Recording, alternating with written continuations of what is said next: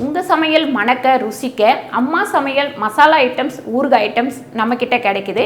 நீங்கள் கீழே வந்து நம்பர் கொடுக்குறேன், நம்பரில் காண்டாக்ட் பண்ணுங்கள். வணக்கம், நான் உங்கள் அம்மா சமையல் மீனாட்சி.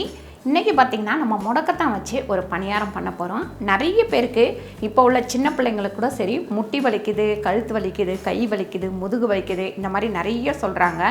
இந்த மாதிரி முட்டி வலியெல்லாம் இருக்குது அப்படின்னா முடக்கத்தான வாரத்தில் ஒரு நாள் சமையலில் சேர்த்துக்கோங்க. அது வந்து டிஃப்ரெண்ட்டான, உங்களுக்கு பிடிக்காத ஒரு டேஸ்ட்டு கிடைக்காது, நல்லா சூப்பரான ஒரு டேஸ்ட்டு கிடைக்கும். எதுலெல்லாம் சேர்த்தா நல்லாயிருக்கும் அப்படின்னு சொல்லிட்டு யோசித்து சேர்த்துக்கோங்க. இன்றைக்கி நான் வந்து முடக்கத்தான் பணியாரம் தான் பண்ண போகிறேன். வாங்க பார்க்கலாம். முடக்கத்தான் பணியாரத்துக்கு மிளகு வந்து 3/4 ஸ்பூன் சேர்த்துக்கலாம். பச்சை மிளகாய் ஒரு 4 பச்சை மிளகாய், இஞ்சி ஒரு பீஸு, பூண்டு வந்து ஒரு 10 பல். அதுக்கப்புறம் முடக்கத்தான் கீரையை நல்லா இதுக்குள்ளே வச்சுட்டு அரைச்சி எடுத்துக்கலாம். நல்லா ஒரு கைப்பிடி அளவுக்கு நான் முடக்கத்தான் கீரை எடுத்திருக்கேன். முதல் மிக்சியில் வெறும்னா ஓட்டிட்டு அதுக்கப்புறம் கொஞ்சம் தண்ணி விட்டு அரைச்சிக்கலாம். இந்த மாதிரி நம்ம வந்து திக்காக அரைச்சிக்கணும், ரொம்ப தண்ணி விடக்கூடாது. இந்த மாதிரி அரைச்சிக்கோங்க.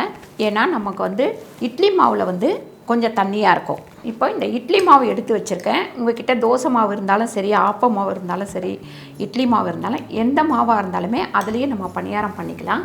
இப்போ ஜீரகம் வந்து ஒரு 1/2 ஸ்பூன் அளவுக்கு சேர்த்துருக்கேன். அதுக்கப்புறம் பெருங்காயம் 1/4 டீஸ்பூன் அளவுக்கு. இந்த அரைச்ச இந்த விழுதை இதில் சேர்த்துக்கலாம். இதை வந்து நல்லா நம்ம மிக்ஸ் பண்ணிக்கலாம். மாவில் உப்பு ஏற்கனவே இருக்குது, அந்த உப்பே நமக்கு போதும். மாவு நல்லா மிக்ஸ் பண்ணதுக்கப்புறம் பார்த்திங்கன்னா இந்த பதத்துக்கு வரணும். இப்போ நம்ம பணியாரம் ஊற்ற ஆரம்பிச்சிடலாம். இப்போ நம்ம பணியாரக்கல் வந்து நல்லா காஞ்சிடுச்சு. கொஞ்சமாக இதில் எண்ணெய் ஊற்றிக்கலாம்.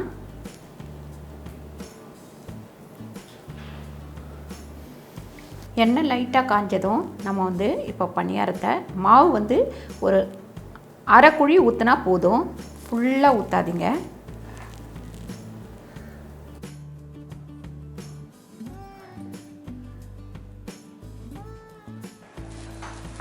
மாவு ஊற்றிட்டு இந்த மாதிரி மூடி வச்சிடலாம். மூடி வச்சு கம்மியான தீயில் வச்சிடலாம். ஒரு 3 நிமிஷம் ஆனதுக்கப்புறம் நம்ம வந்து இப்போ திருப்பி போட்டுக்கலாம். நல்லா வெந்துருச்சு பாருங்கள். சூப்பராக நமக்கு முடக்கத்தான் பணியாரம் ரொம்ப சாஃப்டாக இருக்கும். இது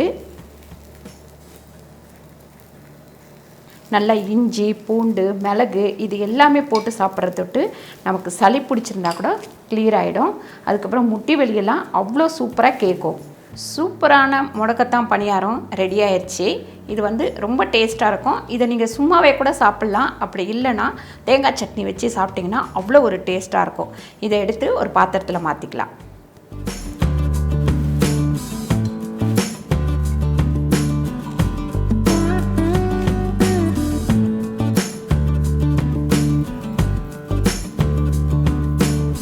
அருமையான ஒரு பணியாரம் ரெடி ஆயிடுச்சு.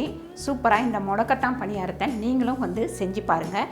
இந்த வீடியோ உங்களுக்கு பிடிச்சிருந்தா லைக் பண்ணுங்கள், ஷேர் பண்ணுங்கள், சப்ஸ்கிரைப் பண்ணுங்கள், ஃபேஸ்புக்கில் ஷேர் பண்ணுங்கள், மறக்காமல் கமெண்ட் பண்ணுங்கள்.